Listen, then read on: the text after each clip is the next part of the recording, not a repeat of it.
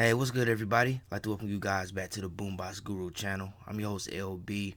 So today I got another CD update for you guys. This will be CD update number 17. And again, I'm gonna be focusing on a particular band that I recently started to really get into. And this band is called Hanoi Rocks. This is a Finnish rock band. They formed back in 1979. The members of that band include, at least of the classic era, include Michael Monroe on lead vocals, saxophone, harmonica, and other instruments. Andy McCoy, lead, rhythm guitar, other instruments. Nasty Suicide, rhythm guitar, lead and backing vocals. Sammy Yaffa, bass. Jip Casino, drums. He was the original drummer. And let's see, Razzle, he was the drummer that replaced Jip Casino when he was dismissed from the band. But not too many people know about Hanoi Rocks. But they were a very influential band. They've been cited as being a huge influence on the 1980s hard rock and glam metal scene, particularly the LA scene. They were a huge influence on bands like Poison, Guns N' Roses, Rat, even Motley Crue. Although later in the video I'll talk about a tragic incident that involving one of the members of Motley Crue that ultimately ended the band's initial run. But yeah, they were considered to be a huge influence on that scene. But their sound, although they were considered an influence on that scene, their sound was more in line with traditional rock and roll and punk. That's where their sound mostly came from and was aligned with. But image wise, they were a huge influence on that LA metal scene, especially frontman Michael Monroe. You know, you could look at Bret Michaels and you can tell that Bret Michaels took a lot of his image and Poison back in the day, back in the 80s. You can tell a lot of that came from Michael Monroe. Just about every frontman in that scene probably took their image from Michael Monroe. But Guns N' Roses is probably the one band that I think really perfectly emulated Hanoi Rocks, their sound. And as a matter of fact, the band members of Hanoi Rocks, actually, they have a close relationship with the members of Guns N' Roses, particularly Axl Rose and lead guitarist Slash. But yeah, this is a really great band. I actually heard about this band a long time ago.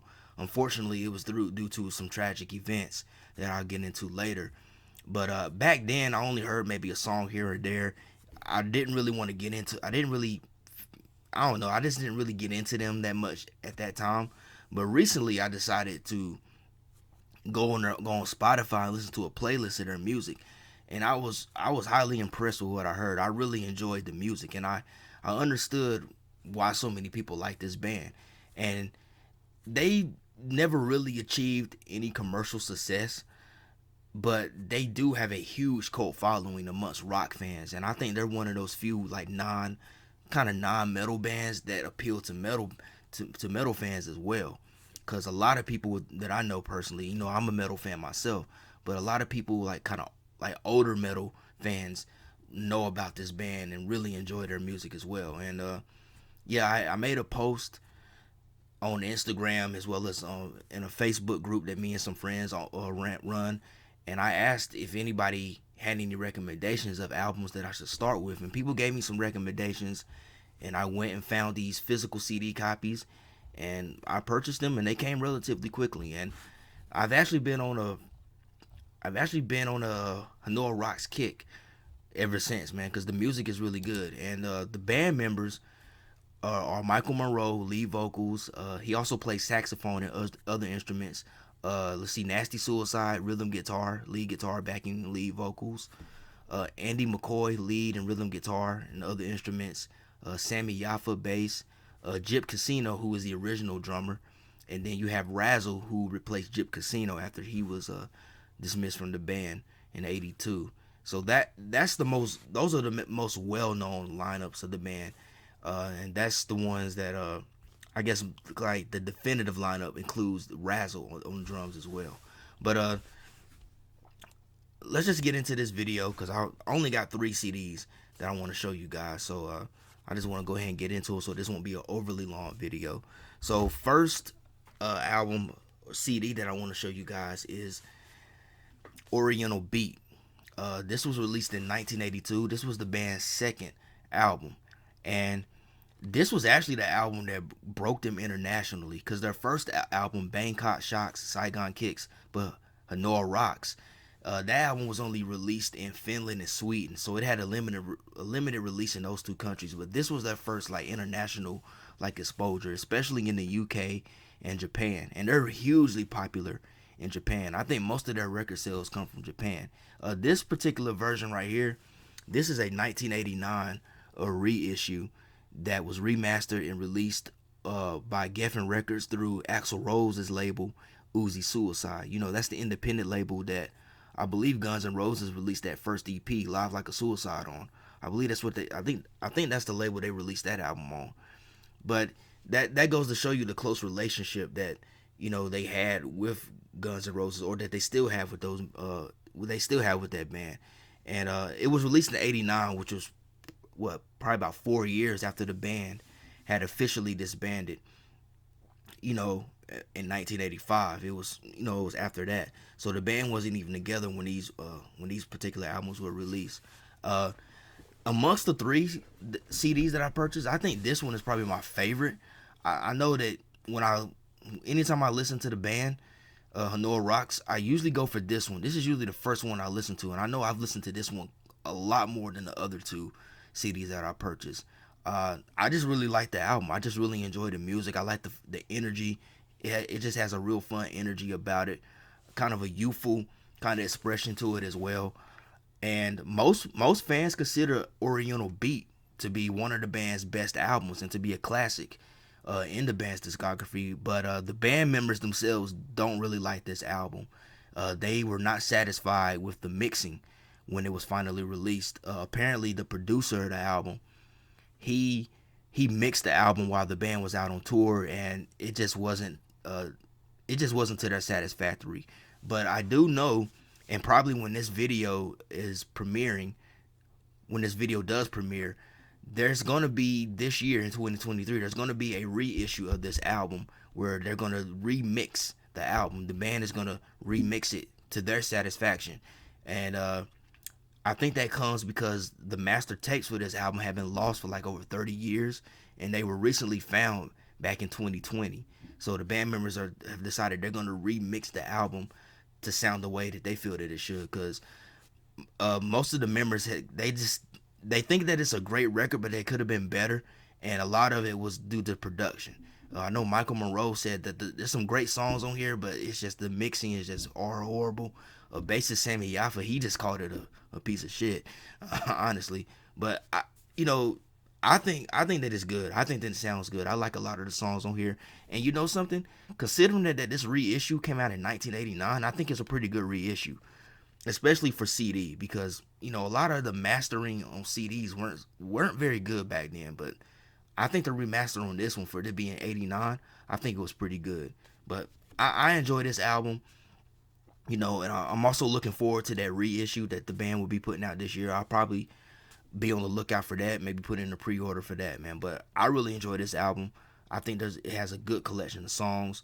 I just like the upbeat energy and the punk, the rock and roll, the whole traditional rock and roll and punk rock vibe that the band really display on this record. So it's definitely a good album. I highly enjoy it. Like I said, it's become one of my favorites. I listen to it quite a bit. But that, you know, definitely an album that I think is worth checking out, you know what I'm saying? In spite of what the band members may say, you know, about the mixing, whatever, I think that it's a really good record that, you know, if you're new to the band, it would be worth to check out and listen to. Okay, so next album is Self-Destruction Blues. And I'm a little confused on the year. Again, this one is a 1989 reissue that was released on Uzi Suicide Records. And I actually bought this one and Oriental as a two-pack bundle. The seller was selling both of them, so I just went ahead and purchased that. But this record, I'm a little confused on the year, because the copyright year on here says 1983, but everywhere else it says 1982, so I'm not really sure. But Self-Destruction Blues, this is an interesting record because it's considered to be the band's third studio album. but it's really just a compilation album. So it compiles a bunch of, let me look at it right here. This is a compilation album because it really compiles just a bunch of like singles and B-sides that the band had recorded over the years. And the time frame of the recorded songs is from 1980 to 1982. So you got a lot of songs on here that the band had recorded and put out even before their debut album. So that's the time frame around this record. And you know, with it being a compilation album, it's not very cohesive. It's a bit disjointed. So you can listen to some songs and you can kind of tell that, you know, maybe I think the band recorded this song in this particular era, or they might have recorded it in this particular era. You can hear the differences in a lot of the songs because of that. But in spite of all of that, I think that it's a really good collection of songs. You know, out of the three, I think this one has been the one initially that was my least favorite. But lately, I have been spending a lot of time listening to this compilation, and I'm starting to really pick out a lot of good songs from it. You know, it's a good selection of songs. But I wouldn't recommend it be the album that you start with if you want to get into Hanoi Rocks. Definitely start with one of the more official studio albums, like the one I just showed, Oriental Beat, Bangkok Shocks, Saigon Kicks, Hanoi Rocks, Back to Mystery City, Two Steps from the Move. Those would be the ones I would prefer. I would recommend that you start with. This album to me is more like a bridge, I think, between that early era of the debut and so forth, and where the band was starting to head. Like by the time they started doing Oriental Beat and Back to Mystery City, I consider this to be more of like a bridge between those eras. So yeah, I would recommend start with those more official studio albums and then maybe come back to this one so you can kind of get a sense of where the band was coming from. But like I said, it's a great selection of songs. And if you look right here, I want to point out on the cover, right here, this is their drummer. This is Razzle. This is Razzle right here. He replaced original drummer Jip Casino. Razzle actually doesn't play on any of the songs on this album. All the drum parts are played by Jip Casino because he was the one that was in the band at the time that these songs were recorded. But by the time they put this record together, he had been dismissed for the band. Razzle had pretty much joined, and he joined just in time to be on the cover. So it's kind of similar to like when Kiss did Creatures of the Night. You know, they had Ace Frehley on that cover, but Ace Frehley didn't play on Creatures of the Night. It was Vinnie Vincent. Vinnie Vincent was the guy that had took his place at that point. But you know, they did that for marketing reasons anyway. But yeah, it's kind of similar in that way. But yeah, Razzle doesn't play on this album at all. His first album, Hanoi Rocks album that he played on, was Back to Mystery City. And unfortunately, I don't have that one in my collection just yet. But yeah, this is a really good compilation album. But like I said, start with the more official studio albums, then come back to this one, so you can gotta get a sense of it being a bridge between that early era and where they were headed with their sound. But still a great album that I think is worth having in your collection or worth checking out if you want to dig into Hanoi Rocks discography. All right, so last but certainly not least, I have Two Steps from the Move, released in 1984. And this version right here, this is a Rock Candy reissue. It's a remastered sound, comes with 2 discs. If you know anything about Rock Candy always puts out the best reissues. So, in keeping in line with those other reissues that I own from Rock Candy, this one has some really dope liner notes, has really good information on the band and the recording of this record and everything that the band dealt with during this era. Like a great remastered sound. I think this version has 1 bonus track, which is the title song, Two Steps from the Move. I think that might have been on like the Japanese or international versions, but not on the American versions. I know on Spotify, Two Steps from the Move, the song is not on there on the digital version on Spotify. But it also comes with a second disc which features more bonus material, such as live tracks. I think a few like maybe non-album singles or B-sides, and a BBC Friday rock session. I haven't gotten to the second disc yet because, you know, it's mainly live material. I'm not really big on live albums and so forth, but I do plan on getting into it. But most people consider Two Steps from the Move to be Hanoi Rocks best record, and I would have to agree, man. I really enjoy this record. I think that this is where the band, at this point in their career, this is the album that they were really working towards, because it sounds like everything was just really coming together. That everything was just really fully developed at this point. Uh, when I made my post on Instagram as well as Facebook talking about what albums or albums I should start with, Two Steps from the Move was the main one that everybody recommended to me. And so I believe that this is the band's most popular and most well-known album. It's definitely their most accessible album, because, you know, when I got those recommendations, especially for this record, it was easy to find. I bought this off of Amazon. It was for a very reasonable price. It wasn't hard to find. Wasn't overly expensive of anything. And it's the only one that I found that had a more recent reissue. All the other albums, their most recent reissues are the 1989 ones that came out on Uzi Suicide, which most of those are out of print now. But this one was the most recent one that I found. And I also want to say that I think that this album is the one that I feel most closely shows the band's influence on the 80s hard rock and glam metal scene. And that's not to say that Hanoi Rocks were following trends at this point. No, they're still Hanoi Rocks. They're still doing their own thing. They're still being the band that they are. But it's just that with the sound on this record, and it might be because Bob Ezrin, who was a producer for Pink Floyd as well as Kiss, he produced this record. But to me, the record is just so much more heavier compared to the other albums I just talked about. Like the guitars sound very much in line with 80s hard rock and 80s like metal in particular, man. But it still has that Hanoi Rocks sound, that stick to it, man. Like the traditional rock and roll sound and everything, like the saxophone and all those elements provided that punk attitude, that punk aesthetic is still there too. But I think this is the one that closely really exemplifies their influence on that LA metal scene in a lot of ways. And this record was a big hit for them. You know, they had some huge hits on here, like Up Around the Bend, which I believe is a cover song. Let's see, what's the other song? Boulevard of Broken Dreams. When looking up Hanoi Rocks, Boulevard of Broken Dreams, like I seen countless videos of that song, countless like live performances of that song. So I believe, and correct me if I'm wrong, but I believe that's got to be their most popular song, because I seen so many videos of them performing that live, so many uploads of fans uploading that song and everything, man. But this was a really good record, and this was supposed to be the album that was going to catapult them to superstardom. You know, they would have been one of the biggest rock bands in the world at this point, but unfortunately, some events took place that halted it.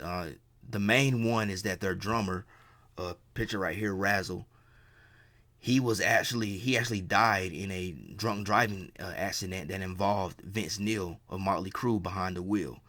The story goes they were at Vince Neil's apartment, not mansion, like in the book or in the movie The Dirt. They was in a mansion where it was like 6 people. It was Razzle, a few other members of Hanoi Rocks, not all of them, but a few other members. Six people there. There was some drinking. Razzle and Vince were both intoxicated. They decided to make a beer run. The liquor store apparently was only 3 blocks away from where they lived, so they could have walked, but Vince wanted to drive. And the accident took place I think on their way back. I believe that's what happened. They actually ran into some other people, some teenagers, I believe, that ended up being disabled for the remainder of their life. I think they might have been paralyzed. Vince Neil, he ended up doing like only 30 days in jail.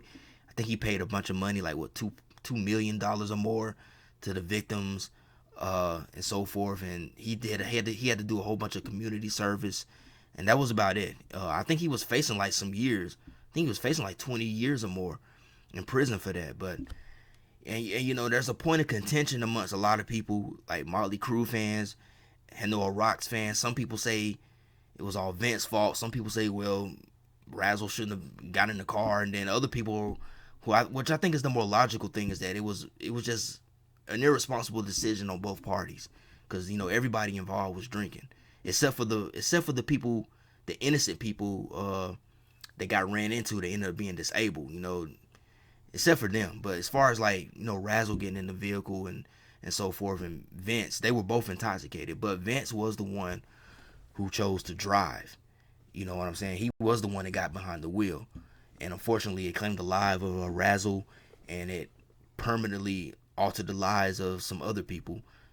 And it's just a sad situation. But the death of Razzle, that really derailed Hanoi Rocks' career, because this was supposed to have been the album that was supposed to take them to the next level. And after his death, the band was already in a fragile state before Razzle's passing, but his passing pretty much put the nail in the coffin. And I think the band did a couple of more shows after his death in memoriam of him, and then they called it quits. I think they tried to keep it going with some other drummers, but it just didn't work out. So they just called it quits. And it's unfortunate, man, because it makes you wonder. Listening to this record makes you wonder what would have happened if that incident had not taken place. Would the band have still broken up?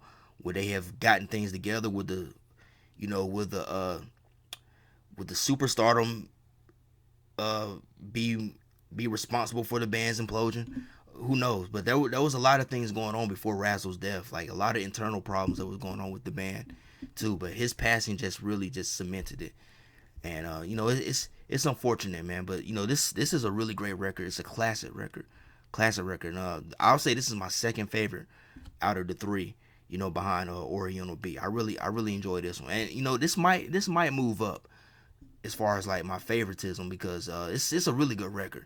As much as I like Oriental Beat, I think that this album kind of is more cohesive and has a more like, it shows a lot more growth in sound. Like, I can't even think of any weak moments on this record. Oriental Beat, like the first half of that record is my favorite.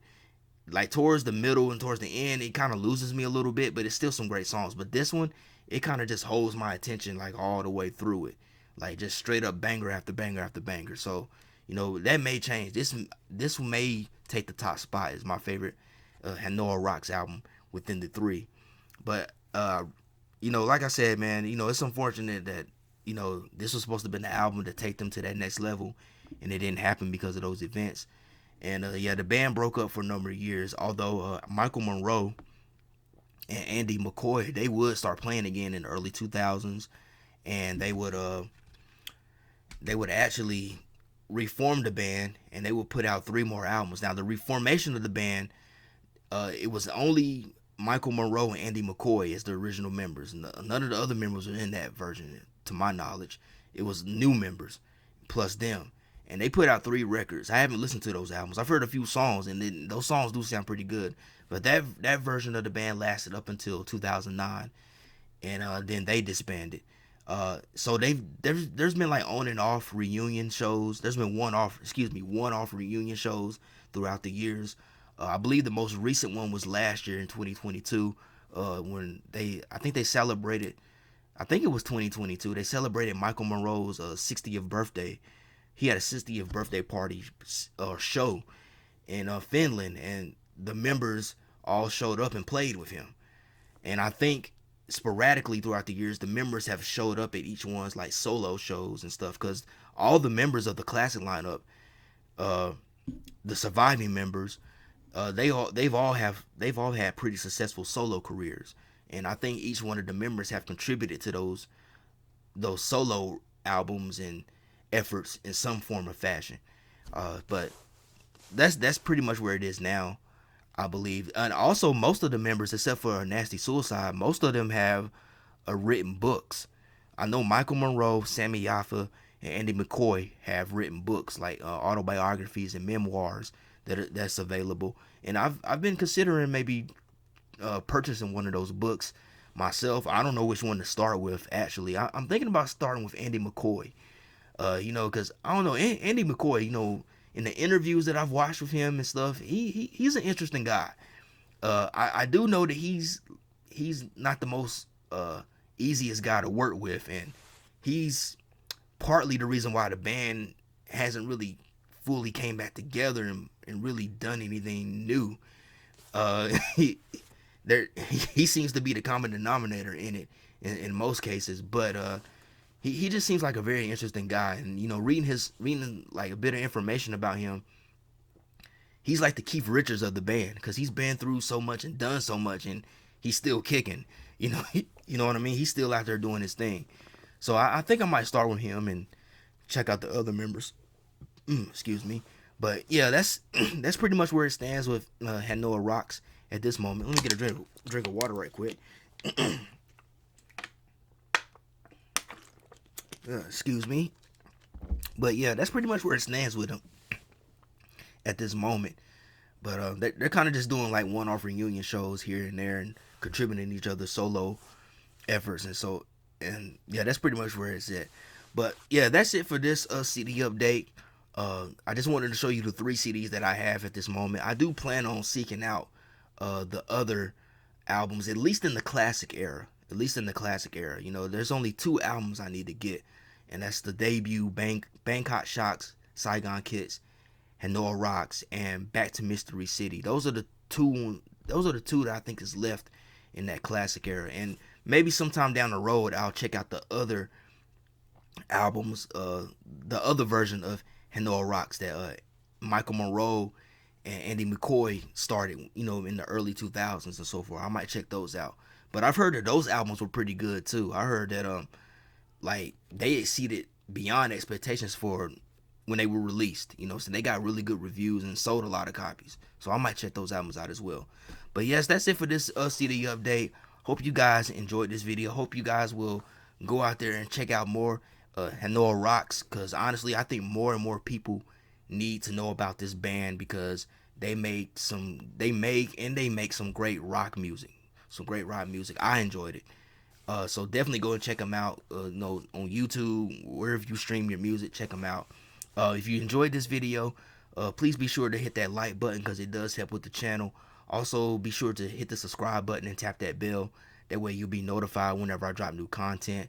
And I also want to give a huge thank you to everybody that's been supporting the channel, everybody that's been watching the videos, that's been sharing the videos.